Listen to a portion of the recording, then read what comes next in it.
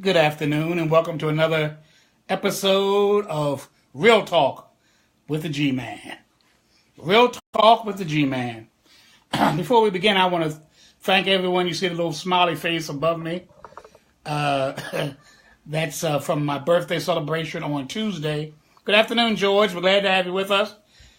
To my friend Jeffrey, God bless you too for tuning in. We invite you to tell others about the program this afternoon. But once again, I want to thank everyone for wishing me a happy birthday. I was 66 years old on this past Tuesday, and we had a wonderful celebration with family and friends. Today we're going to be talking about religion, philosophy, and eugenics, the roots of ableism. Religion, philosophy, and eugenics, the roots of ableism. Now, as you know, I've talked about ableism many times and have used the word many times and also given you a definition. But let's recapitulate just for a moment. Ableism is defined really as being the discriminatory, prejudicial, and biased attitudes towards people with disabilities or people with challenged abilities. Good afternoon, Arthur Burgess. God bless you. Good seeing you on the broadcast this afternoon. So ableism is a discriminatory, prejudicial, and biased attitude towards people with challenged abilities. That's ableism. For centuries, people with challenged abilities have had to suffer, endure negative and often inhumane treatment by the, quote, able-bodied society. No other group has been more victimized than people with challenged abilities. For as long as we've been around, and this is thousands and thousands of years, society has looked upon us as second-class citizens, if citizens at all. Many times they thought of us as freaks and peculiarities and any other negative term that they could use about another human being. We've been victims of bullying. We've been victims of domestic abuse, police brutality. We talked about it last week. 1 out of 3 persons that have experienced police brutality is a person with some sort of disability. Good afternoon, Jovan. Think about it. 1 out of 3 people that have experienced some sort of police confrontation, police brutality, even murder.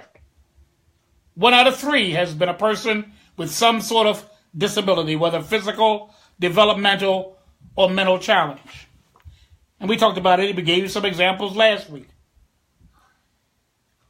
Legally sanctioned murders. We've been victims of legally sanctioned murders, whether it was sterilization or whether it was abortion. Finding out a child is going to be disabled. Many times it's encouraged and oftentimes endorsed and supported. We're doing fine, Jovan. I hope that you're doing well as well. You and your little girls. I follow you. God bless you. Legalization such as the ugly laws. Used to be called a thing in this country called the ugly laws. And those laws impacted anyone. It started with people that were deformed in their face or other kind of deformities, but it extended to anyone that an able-bodied person in a public place would be uncomfortable being around.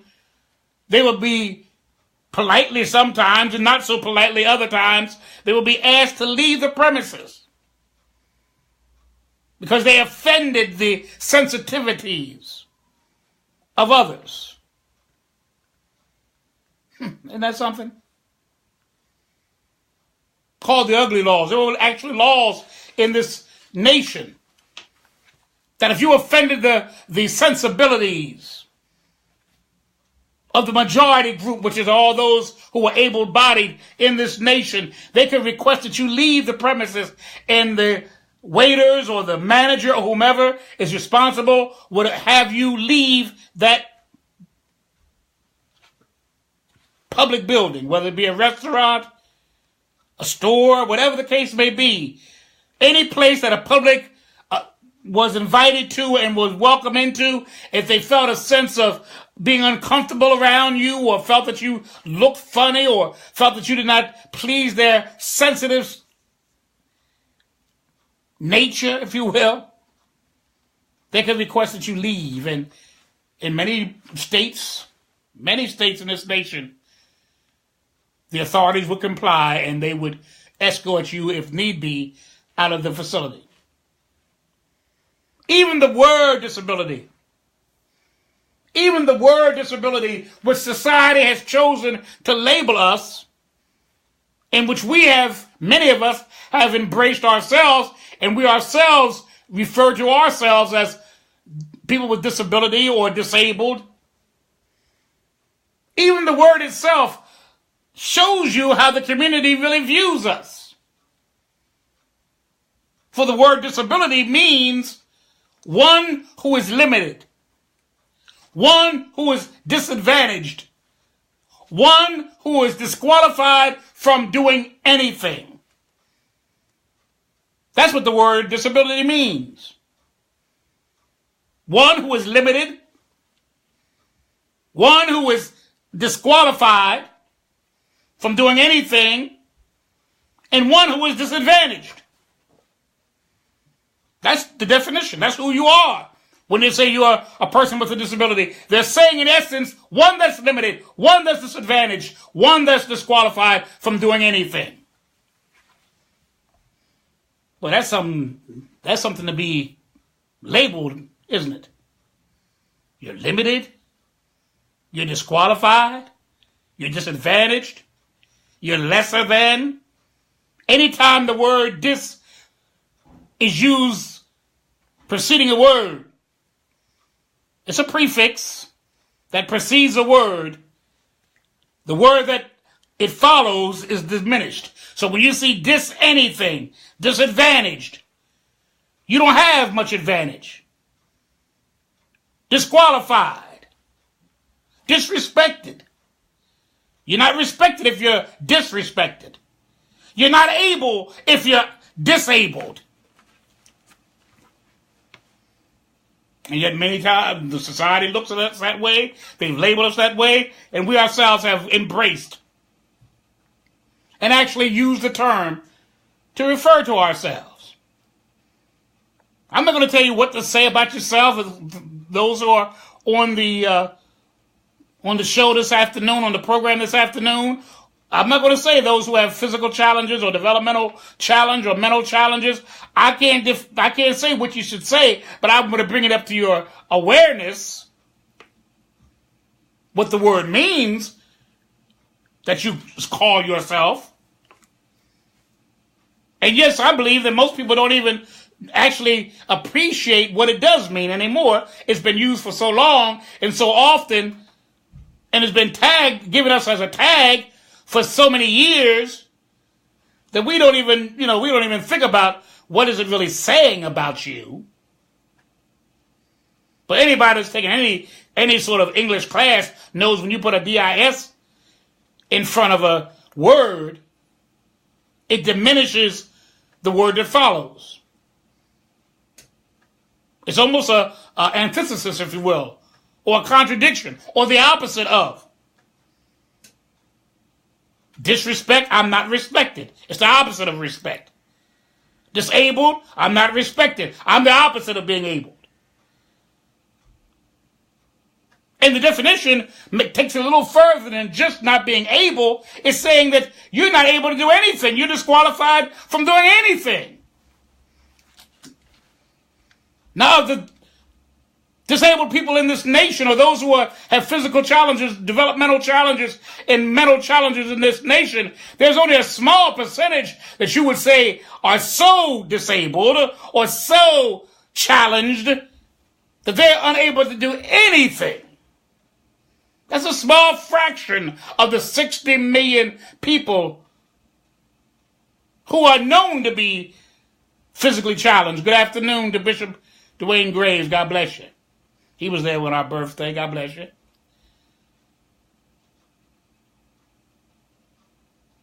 A very small portion of those who have physical, developmental, and mental challenges, you can actually say, are disqualified from doing anything. And yet the word disability is used about everyone. I don't care whether you're deaf, whether you're in a wheelchair, whether you're walking with a cane, whether you walk with a CNI dog is leading you. I don't care what your condition is, how mild or severe it may be. Everyone that has a known and even an invisible disability that's known are classified as being disabled. But I say to most of the people who are disabled, I've said it before and I'll say it again, are you really limited? Are you really disadvantaged? Are you truly disqualified from doing anything? Because that's what the word means. And I would venture to say nobody I know directly and have inner contact with. Yes, I know people that are in hospitals that are catatonic and maybe paralyzed to the point of being dysfunctional. But I think about Stephen Hawkins, who's one of the greatest scientific minds in the world, both 20th and 21st century. And he can't talk, he can't move, he can't write. He's really a quadriplegic who's not able to speak directly only through a synthesizer. Yet, he's the greatest mind, scientific mind certainly, in the world today. So there's not many people who are physically challenged, mentally challenged, developmentally challenged, that you would say are disqualified from doing anything. And yet that's what the word means. And in many cases, that's the word that we embrace to identify ourselves, and that's the word that the able-bodied community uses to label us.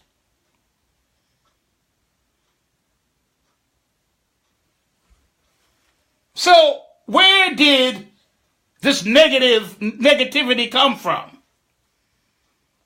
Why is it that there's ableism in this world? Why is it discrimination and disrespect and disdain and abuse and all the rest of the things, bullying and the rest? Where did it come from?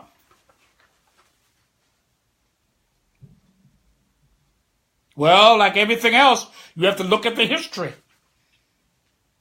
The history of those who are disabled and those who are able-bodied. You have to see where it came from. You have to see what events, what beliefs, what situation happened that moved us away from being inclusive of those who have physical, developmental, and mental challenges, and ultimately to exclude them in your view of them is a negative one. Where did the negativity come from?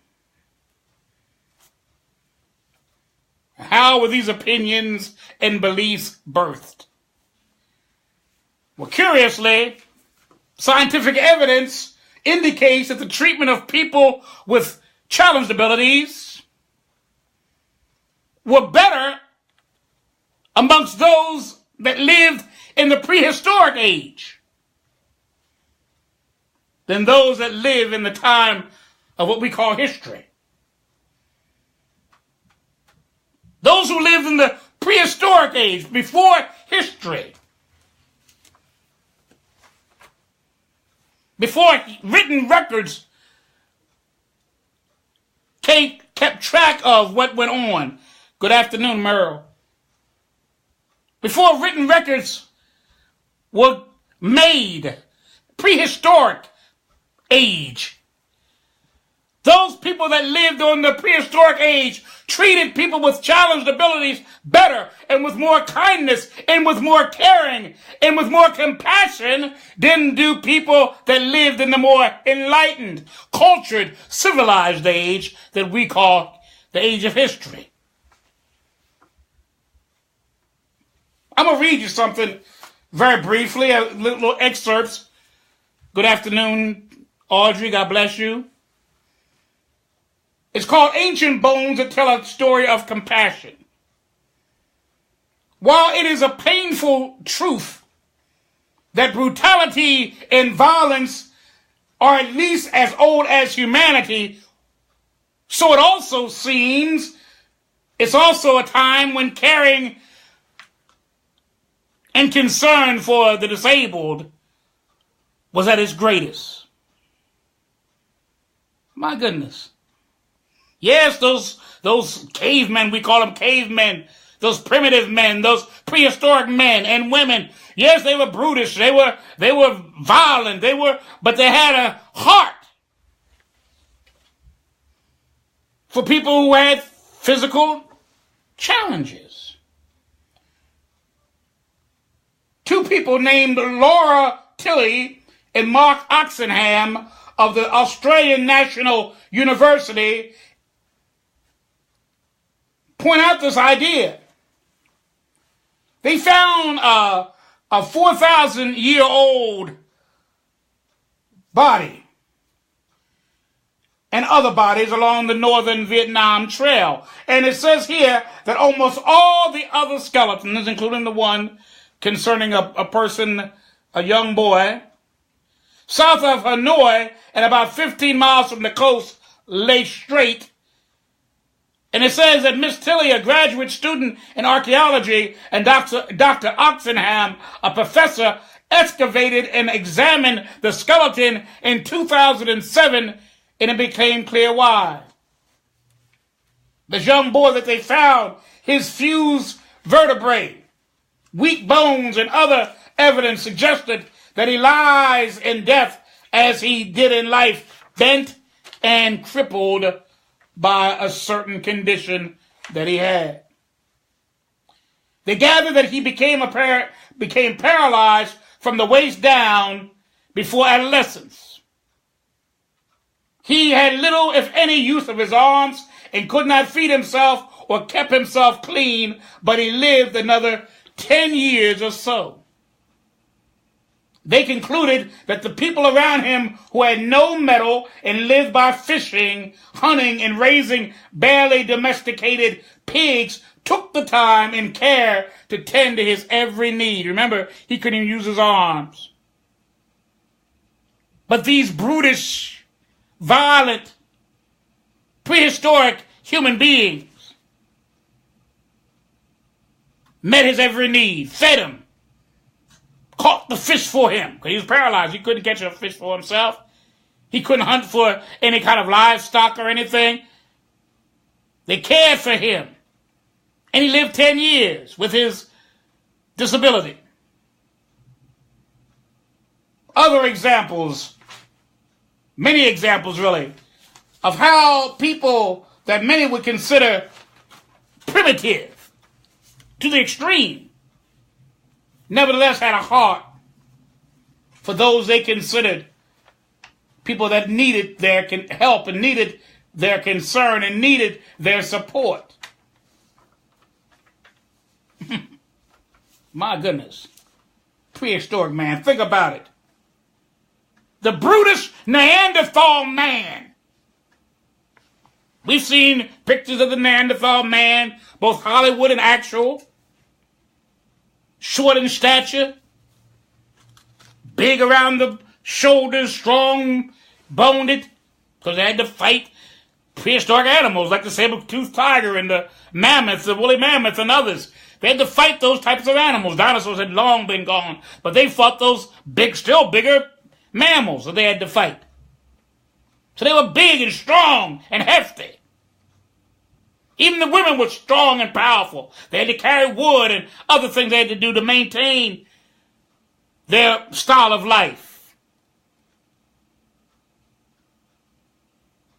But in spite of the fact that they were brutes and they were hard and they were big and they were strong and they were very able to survive themselves, they still had a heart for those that needed their help. Even more so, ironically, than those that were historical characters. For example, the great philosopher Plato advised the doctors of his period the following. This is what he said: you should provide treatment for those of your citizens whose physical condition is good. As for the others, it would be best to leave the unhealthy ones to die and to put to death those whose psychological condition is incurably corrupt. Plato, great mind, said there was no brute, educated, taught people like Aristotle and Socrates, other great Greek philosophers. He said, treat those doctors that are, you tell them to the doctors treat those patients, those citizens, those persons that you're assigned to that are healthy, and ignore those who aren't. And those who are born with mental conditions, it's best to put them to death. Now, these are the wise, enlightened ones, civilized. Part of the great Greek Empire. You know, we still are under Grecian culture. Even today in 2017, the Greeks under Alexander the Great and all these men, Aristotle, Socrates, Plato, we still are governed by them even today in language and in thought.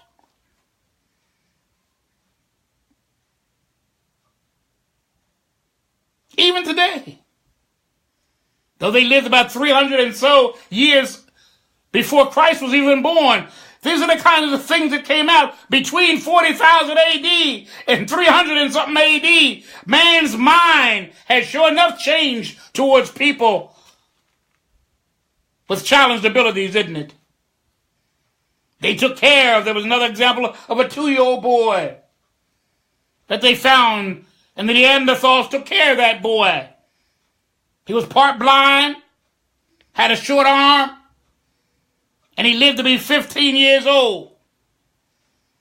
And all the time they took care of him, provided for him, cared for him. Now we have the great Greek philosophers that every one of you probably have heard about, Plato, Socrates, Aristotle. Here you're having these learned men of science, who say, doctors treat the ones who are healthy. And those who aren't, and those other ones, leave them to the course of history.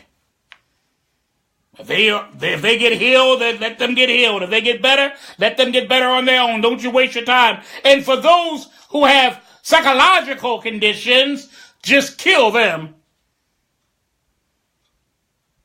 For it's incurable, incorruptible.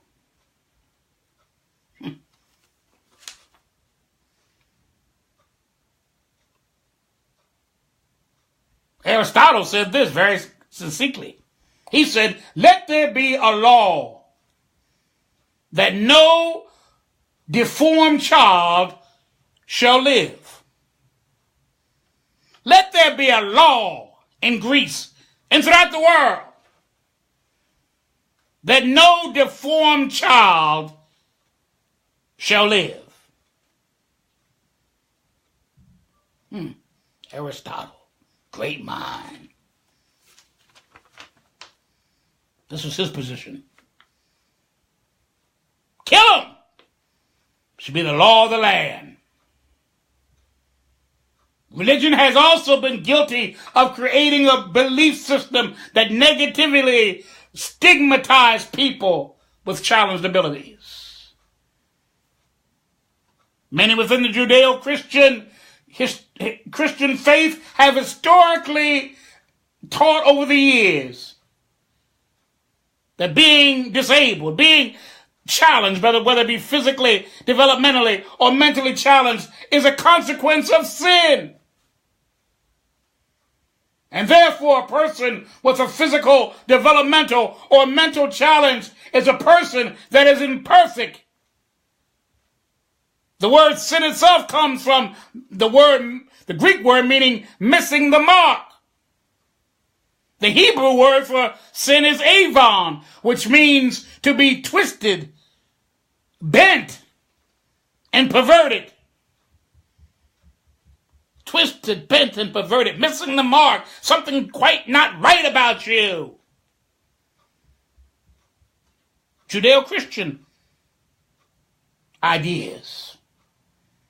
In the Old Testament, the disabled were, quote unquote, were disqualified to serve as priests and were not allowed to step into the Holy of Holies of the temple. They went as far as saying if you have a crooked back, if you had some boils, any kind of imperfection in your body, anything, let alone the major things, like something's really, you have a disability like cerebral palsy or anything like that, you were definitely disqualified. But even things like a crooked nose, a hunchback, you could not handle the Holy of Holies and could not enter into the Holy of Holies and could not handle the sacrifices unto the Lord. You are blemished by your sin. In the New Testament, many of the sicknesses healed by Christ were a result of sin. Many have taught over the years. They've used St. Matthew chapter 9, verses 2 and 7, which says, some men brought him to a paralyzed man laying on a mat. When Jesus saw their faith, he said to the man, take heart, son, your sins are forgiven. And then the man began to walk. Your sins are forgiven.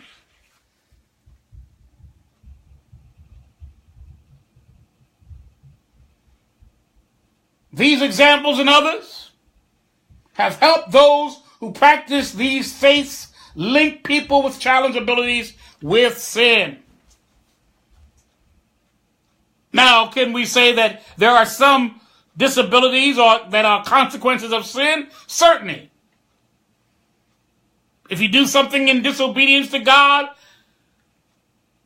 and you get into a car accident because you were drunk and you should have been driving drunk, or whatever the case may be, and something happens to you and you're selling drugs and somebody comes by and the transaction goes wrong and they shoot you or whatever, certainly this is a result of your sinful actions. But keep in mind the disability itself is not sin. And what about those like myself that were born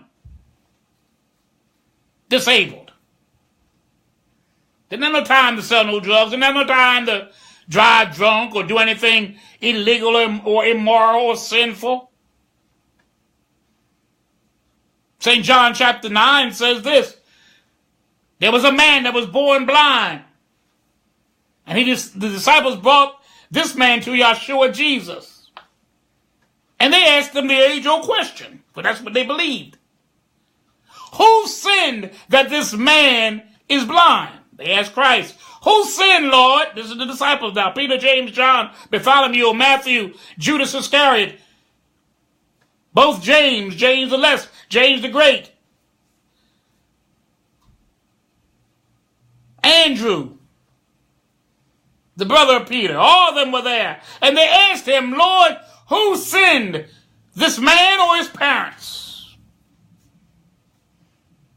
Christ said it wasn't neither the man nor the parents,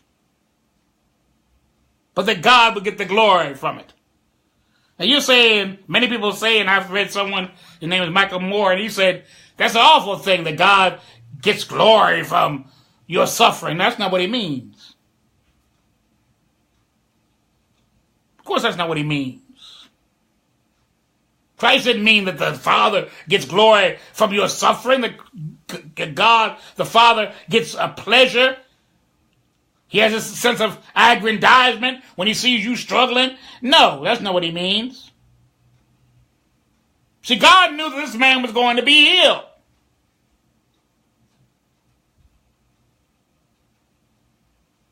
And in his healing, God will get the glory. There's nobody that could open his eyes like God can. Like God did in this instance. It wasn't so that God gets the glory from his infirmity, from his disability. No, no, no, Lord forbid. God doesn't get any pleasure when I have pain at night, or every operation I've had to undergo in my life, or the bullying and the making fun of me and all those things that have happened to cause me distress and cause me sadness and pain and anxiety and all the rest. God doesn't get any glory from that. He doesn't get any sense of thrill from my suffering.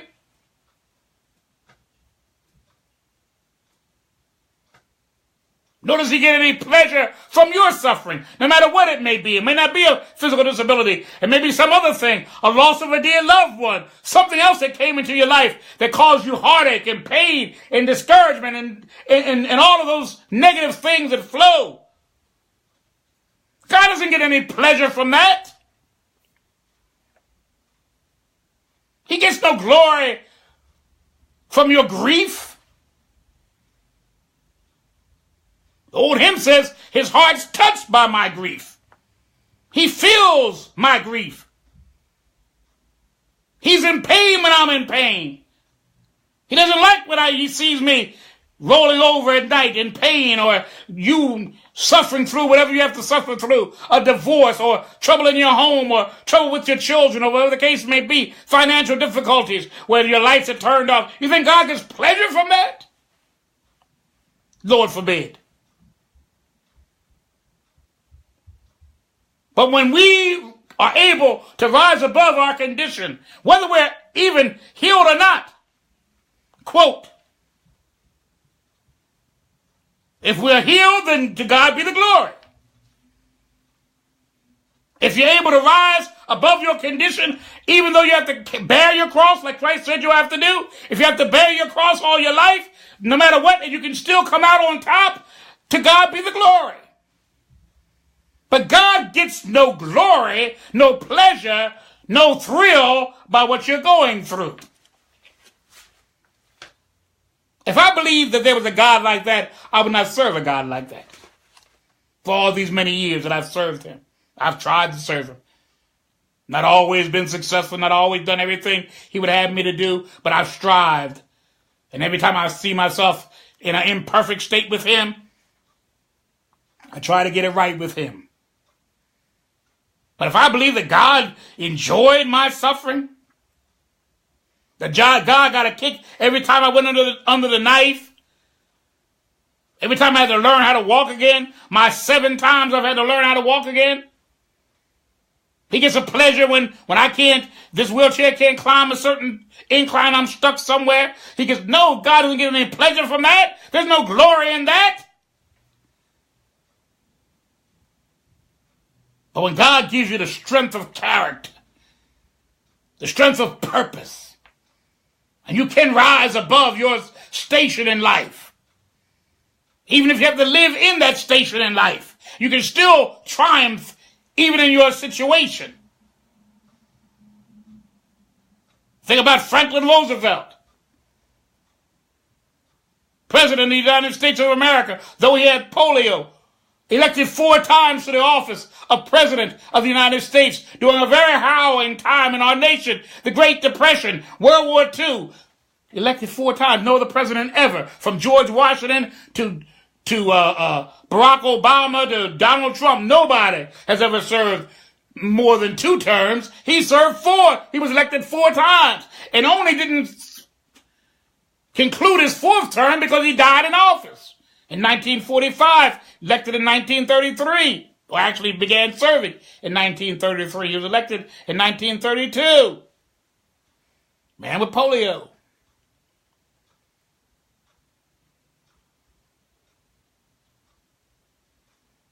But the church has done a disservice by leading us to believe in many instances that sin or disability is the result of sin. That's wrong. That's wrong.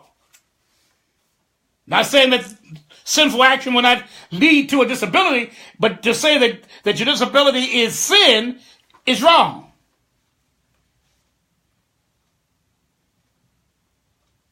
Even today, 2017, people with disabilities are viewed by the church and many people within the church as being flawed and in need of being fixed. Good afternoon, Apostle Timmons.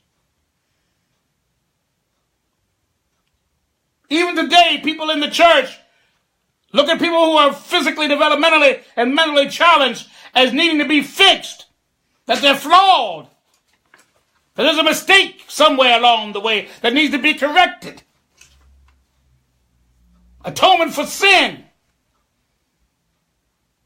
Good afternoon to you, Apostle Nick. Faith teachers actually link divine healing with the degree of one's faith. If he comes over there or she comes over there and touches you and you still in the chair, or he touches you and you still can't hear, or he touches you and you still can't see, or whatever the case may be,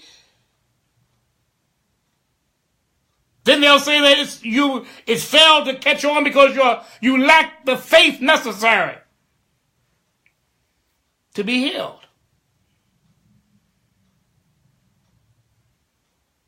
There's one famous pastor from Atlanta, Georgia, who said this: everyone is meant to be healed. Living a life of healing is God's perfect will for everyone's life.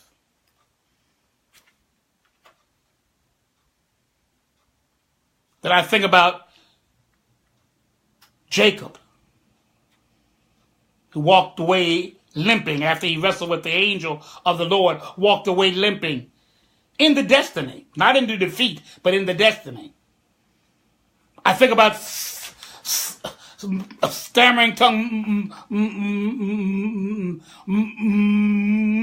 Moses. 80 years old. Good afternoon, Trevor. Had a thick tongue,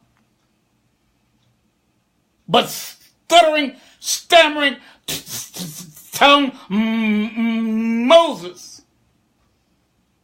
Fugitive and 80 led 9 million people out of Egyptian slavery. 9 million people out of Egyptian slavery with his stuttering, stammering tongue.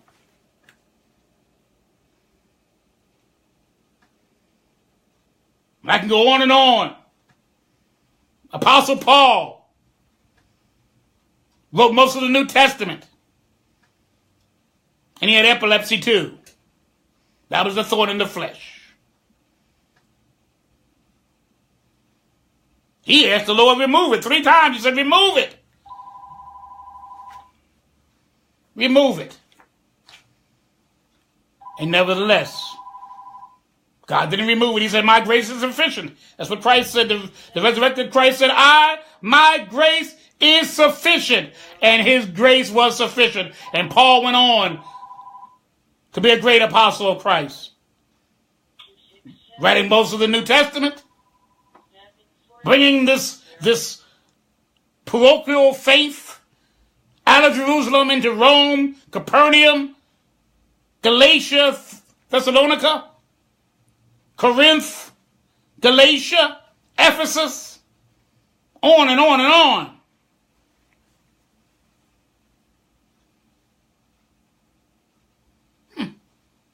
Think about it, dear hearts. Think about it. But all these things, the philosophers, the Greek philosophers that taught about how we need to kill those children that are deformed, the philosophers, good afternoon to Pastor Mark, the philosophers that taught about how you need to kill people with deformities, how you need to put to death people who had psychological conditions. And keep in mind, Greek culture was a very influential culture, even influencing the world today. So the opinions of the philosophers like Aristotle and Socrates and Plato, as it relates to anything, is highly regarded.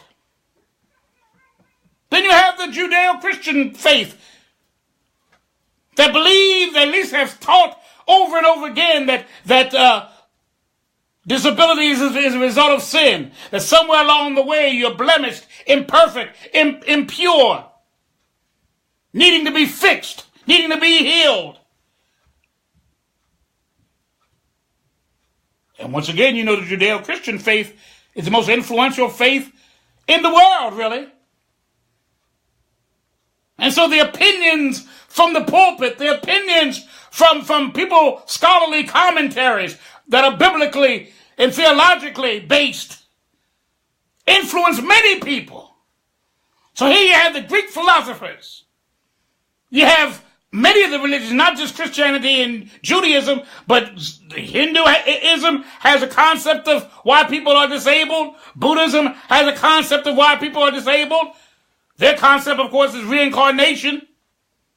And so you either go down or you go up during your reincarnation, your next reincarnation of your life. So if you live the halfway shoddy life, you may be born in your next life disabled. So here you have the faiths of the world, the philosophers of the world, telling you that there's something wrong with you guys. You're not quite right. Not the way it's supposed to be. You need fixing. You need mending. You need to get whole again. Yeah, we forget all about Moses. We don't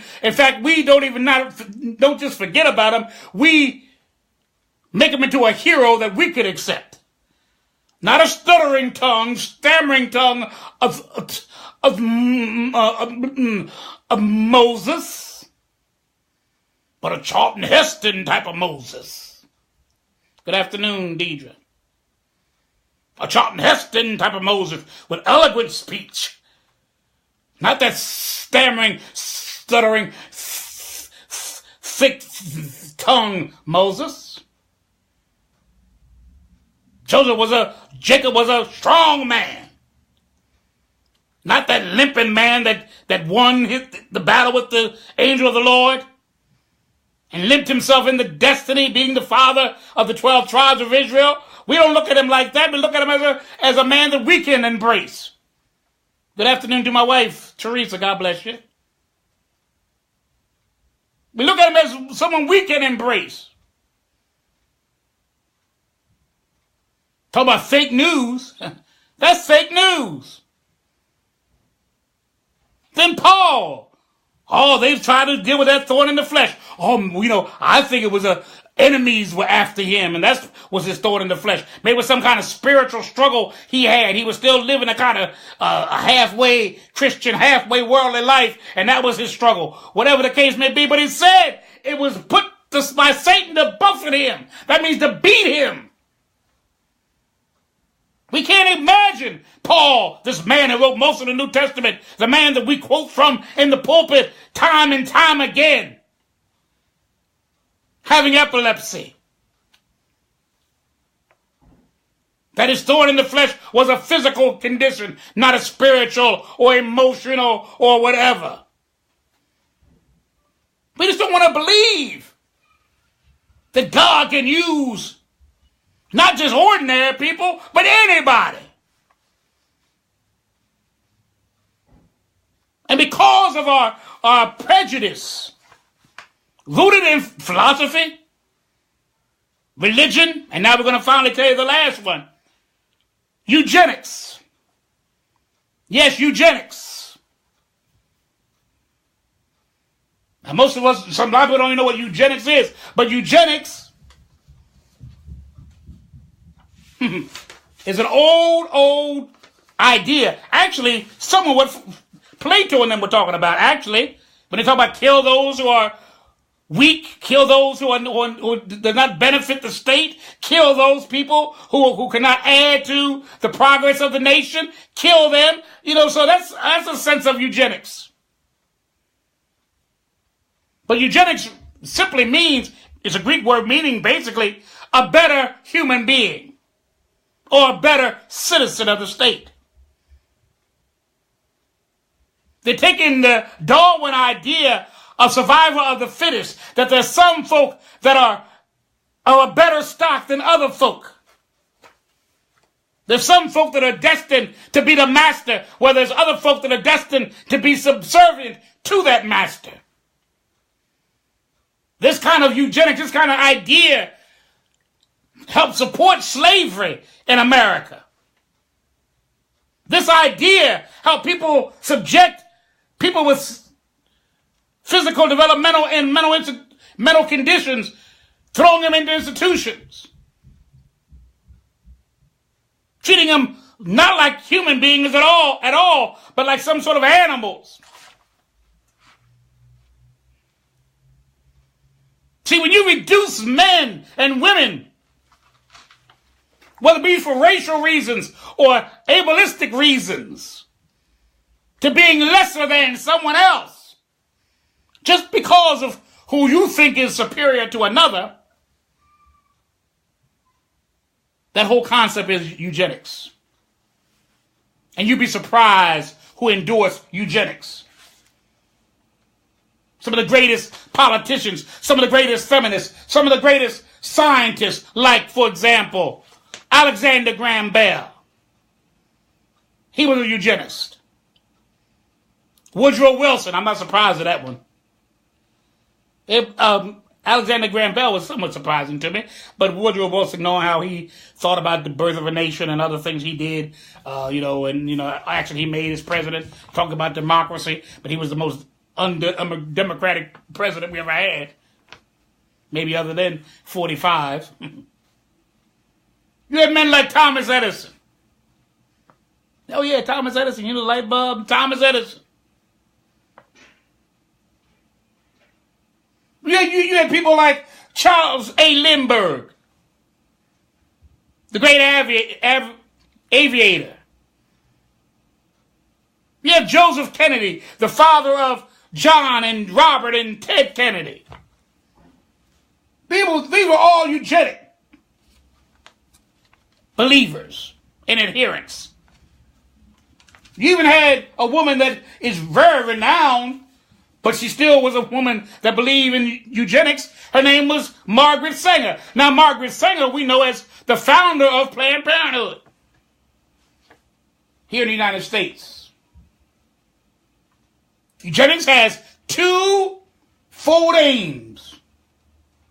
The one is to encourage people of good health to reproduce amongst themselves and not be tainted by any inferior stock. And the second one is to discourage and prevent people of inferior stock from mating and procreating and producing more like themselves. So eugenics, called positive eugenics, is to create more of the perfect species. The superior stock. We want more of them. And do all that you can do to get rid of the inferior stock. That's why sterilization of the mentally, developmentally, and physically challenged was made during the 1800s, the latter part of the 1800s and the early part of the 19th century, and 1900s and 20th century.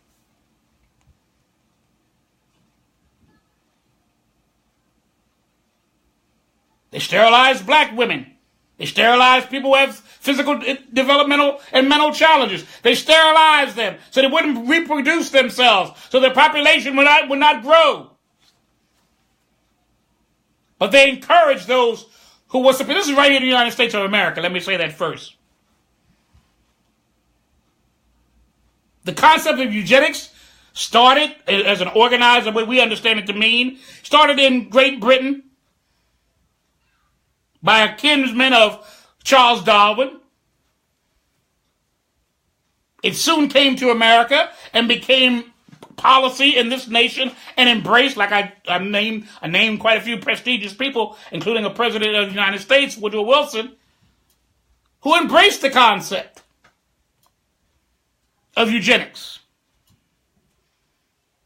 Over in Great Britain, the king at that time, King Edward the Sixth, you know, the one who gave up his throne, abdicated his throne because of the woman that he loved before he abdicated.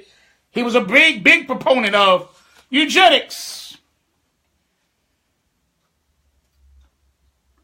Increasing the population of one group and diminishing with all due diligence another group. Of course, Hitler took it to the next degree, didn't he? But he learned it from America. He got it perfected, and he saw the perfection in America. He saw how we did it so efficiently, and he just took it to the next level. Germans and Aryans were the master race. All the races were perversions.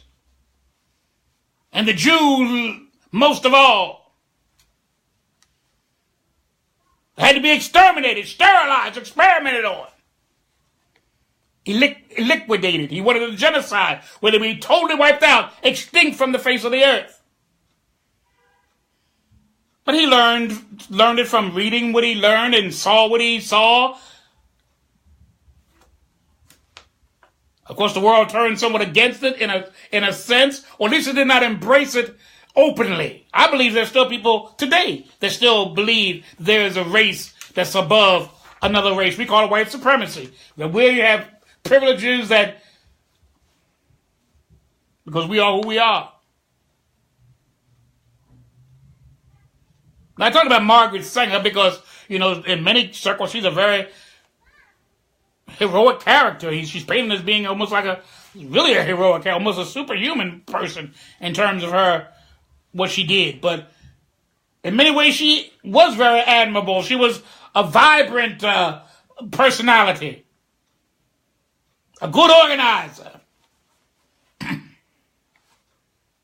But this is what she said about some other things, in particular those who have physical challenges.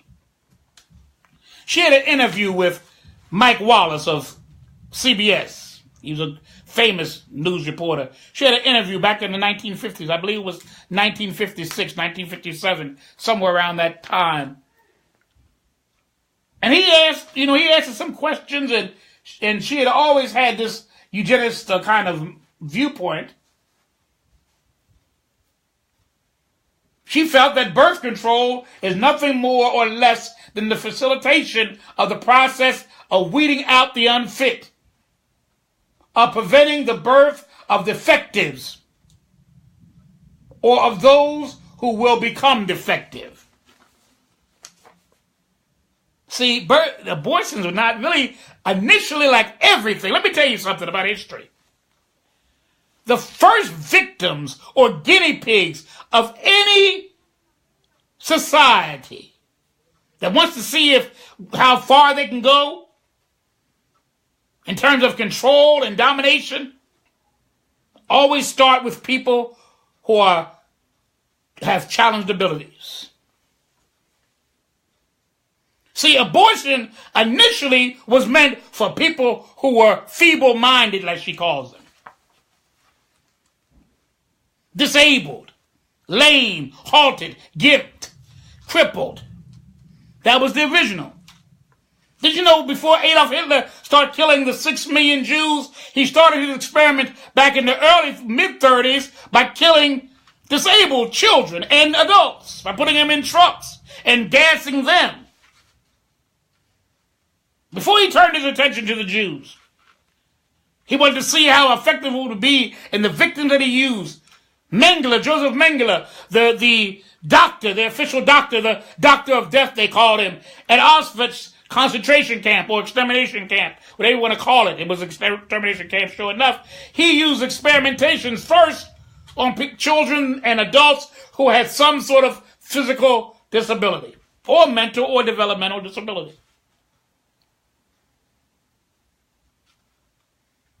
They were his first victims. We've always been in the first line of offense. I'm not going to say defense. The first line of offense.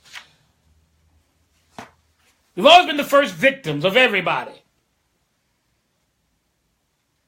I've talked about this before. I know Joseph Kennedy, the father of John and Robert and Ted Kennedy, Theodore Kennedy.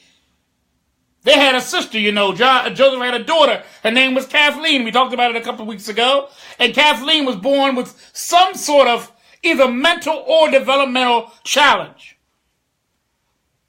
But she was functional to the point that she could stay home and, they had to care for her a little bit more and had to watch her, and sometimes she would act up and all of this, but she was functional enough to, to at least stay home. I put it like that. I don't know to what degree it would extend itself, but she would have some moments of pure hellish kind of moments, traumatic type of moments, almost like what they call a child has a fit.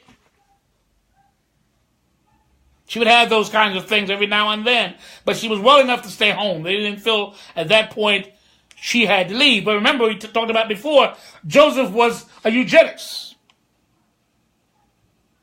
He believed in eugenics.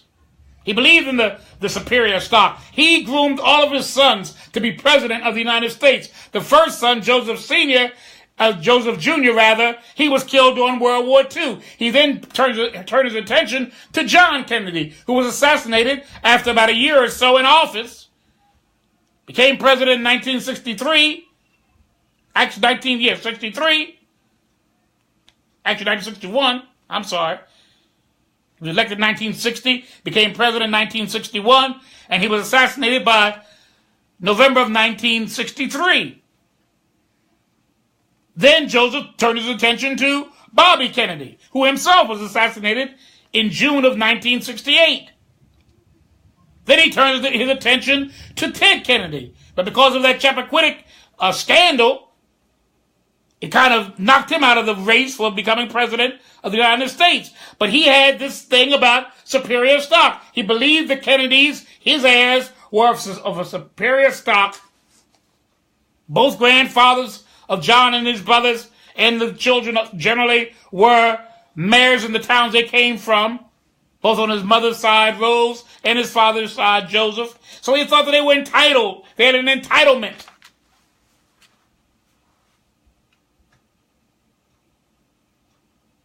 Fate stepped in all the cases and thwarted his plans, but that was what he thought. And so he was embarrassed by Kathleen and her actions and her mood swings and how her condition would sometimes get her into almost like, like a child acting up. A tantrum, we call it. And so he ordered that she be sent to an institution, hospital at first, in order to get a lobotomy, to straighten her out. All the lobotomy did was make things worse, and she got so bad that she was not able to come home, and she spent the rest of her life in an institution. Because father was embarrassed by this child that he called his daughter, and who acted up at the most inopportune times. So he ordered her to be lobotomized, and that made matters worse, and she never came back home. So ableism, the roots of ableism, philosophy, religion, eugenics. And if truth be told, we still are living under the legacy of all three, even in 2017. That's why universal health care will be a hard pill to swallow for anybody, because people don't look at people with disabilities and pre-existing conditions and other conditions like that. They don't look at them as being qualified or being bona fide citizens to receive such privileges, if you will. That's what this thing all summer long, beginning in the fall, and actually the spring, this thing with the health care that the Republicans tried to push through. Once again, we're the low man on the totem pole. We talk about other groups and other minority groups. We're the largest minority group in the country.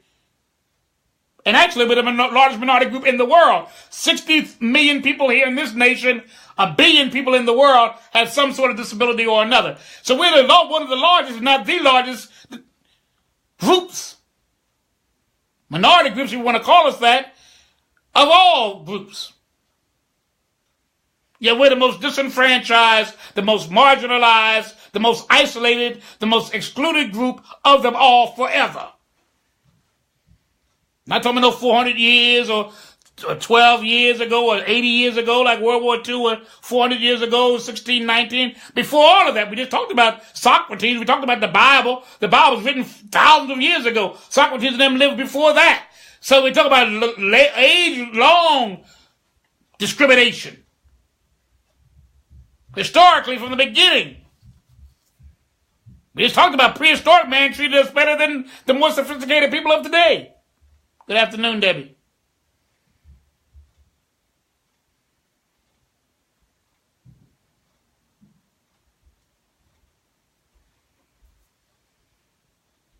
What are we going to do about ableism?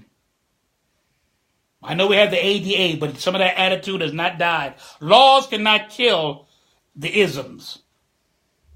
Racism, after all the Civil Rights Movement and all the Voting Rights Act and the Fair Housing Act and all the things, affirmative action, all the things that have been in place to try to rid the nation of racism and all the things we've done.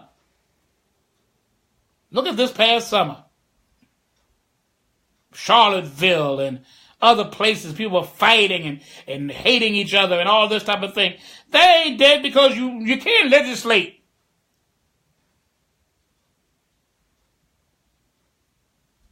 Attitudes. You can't legislate attitudes. You cannot legislate people changing their minds and how they feel. And all they do is wait. It's almost like a disease. It stays latent and dormant for a time until it finds itself ready to spring itself up again when the time gives it place to do so. Some of this racism and other things have been dormant. But now we're in an atmosphere where you can say anything to anybody and all this type of thing and can discriminate openly, and even the government itself tries to discriminate, tries to deny its citizens certain rights and all of this type of thing. So now we know that the government kind of looks like we look. They talk the way we talk. So we don't have to be shy anymore and hold our tongue anymore and be docile anymore or be quiet about how we feel anymore. We can be bold with it. And the same with people with challenged ability, locking up 186 people there in the summertime who are in wheelchairs and blind and other physical challenges. They were out there trying to say no end to Medicaid and Medicare and other entitlement benefits that help us to survive and to live and to be included in the world at large and not always be put in an institution or in places that only we are in.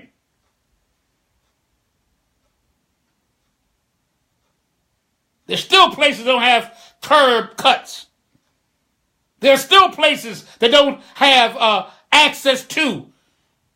Buildings that you can't get into.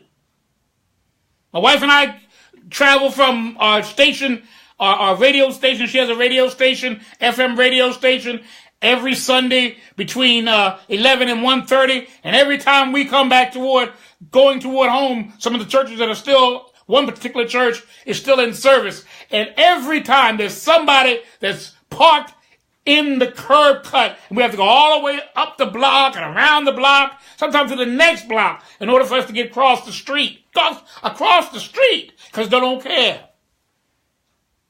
Praising God, worshiping God, loving one another, hugging one another. Pastor said, let's have a moment of fellowship. Well, what about people on the street?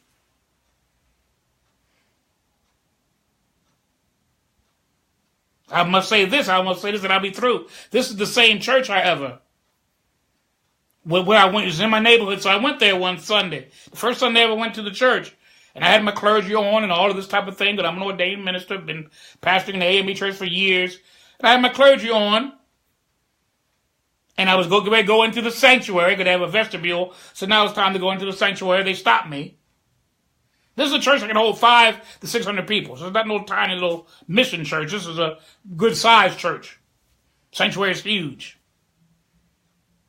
He stopped me and said, we only can take 4 wheelchairs at any particular Sunday.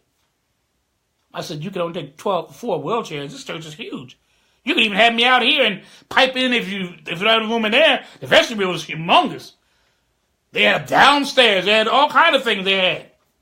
That had a ramp you can get in. Oh, yeah. And even that was a little tricky, too, because when you get in, it's like a drop. So it's not even a smooth ramp. They kind of like, there's a way they're obeying the law without making it accommodating. You know how people do. Oh, you're invited to come in, but once you get in, it's kind of chilly in there. You don't want to go back again. Or it's hard to get in. Yeah, they invite you, but it's no comfortable. You don't feel comfortable. So they told me that, after getting in, they said to me, well, next time come a little earlier, maybe you can get in. Now, keep in mind, I'm a pastor, so I don't walk in no church the time that the choir marches in. I go into church much earlier. Like I go, if the church starts at 11 o'clock, I'll go at 10:30.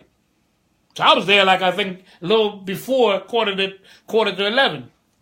So I was there in plenty of time. I wasn't, in the choir or anything. I had to be there early. If I was in the choir, I would have been there earlier. But I was just visiting for the first time. So I thought, getting there quarter to 11. I was there a little earlier than quarter to 11, but it's right around the corner. But when I got in there, you need to come even earlier than that because, well, else you can't get a seat. And so I went on out. I did write a letter to the pastor saying how I was treated and, and that I'm going to pastor myself. I'm sure longer than you have. I started pastoring in the 70s. He was a 30-year-old man. So I'm 30-something years old man. So, certainly I was pastored way before you were born. So I thought, I'd come into the church. I would, maybe even join the church. It's right around my corner. I had to go, get on the bus and all that. It was very accommodating. I had to get on nothing. Just ride my wheelchair to the church. But, I didn't feel comfortable and, I have to be there at a certain time. And if not, I'm going to be out of, I can't even sit in the vestibule and listen to it or anything because you actually could hear the service from the vestibule. You could do that. I think they should pipe in some kind of PA system would have made it easier. But, I could have sat there and heard the whole service. I wouldn't have been participating because I didn't get into the sanctuary. But I could have heard it. But they told me, come back next week. I didn't come back the next week. I did go back one other time with my aide one time, with my wife one time. And we were seated because I had 2 able-bodied people with me. They found some kind of way for me. But I wasn't impressed because I should be able to go to a church by myself. I bring my own seat. Be real about it. I don't need your chair. I don't need your pew. I just need a space for a chair, one chair. But that's how it is. So I bring all that to your attention because I want you to know that ableism is still alive and well, and I wanted you to know where it came from. It's not some abstract thing that just popped up out of the thin air. It's very meticulous, it's very systematic, and it's become very problematic for people with challenged abilities. We need to make some changes in the heart and in action. And the government needs to enforce certain things. Now, we know churches, they have to employ, but they don't have to structurally, they're not being held by the ADA in terms of they have to make their structures accessible. They don't have to make their structures accessible. The ADA does not cover churches. But it looked like a church, sitting in a community, serving the people in that community, would be open to everybody and not just somebody's. Be welcoming to everybody. Most churches say all are welcome. That's a lie. All aren't welcome. I didn't see no deaf interpreters in that church. You can only bring in 4 people in the wheelchair at any given time. The time I went in with my wife, there was no Braille Bibles in the pews. There were no special ed teachers that could have kept an autistic child or Down syndrome child active and involved while their parents worship. I didn't see all that in that church, so they were not accessible at all. But that's what we're talking about when we're talking about accessibility. When we're talking about inclusion, we're talking about inclusion of everybody. That nobody's excluded. So dear hearts, we hope that you got a little taste of where some of this stuff has come from, the history of some of this, ableistic views and ableistic feelings and ableistic ideas. Some of the great Greek philosophers, the religions of the world, as well as the eugenics have all contributed to how we feel and how we look at people with, quote, disabilities. As I said before, even the word itself, the meaning of the word is very revealing in my humble estimation. Disability means someone who is limited, disadvantaged, and disqualified from doing anything. That's what the word means. So every time we who have disabilities, or you who don't have disabilities, use the word disability, remember its origin, and remember its meaning, and think about the fact that in many instances, it's how people look at us and how we look at ourselves. Well, until next time, we'll be back on Friday. We hope you had a wonderful weekend. I had a wonderful time. What is this? This is Friday. I'm trying to think. My Lord. That's right. This is Friday. I'm sorry. See how time flies. I tell you, time flies. I'm getting old. I said I was 66 on Tuesday. Time flies. So we're going to be back on Monday. We'll be back on Monday. Okay, until then, have a wonderful weekend. Hopefully we'll see you back 3 o'clock p.m. Eastern Standard Time on Monday. God bless you. Talk to you real soon. See you now.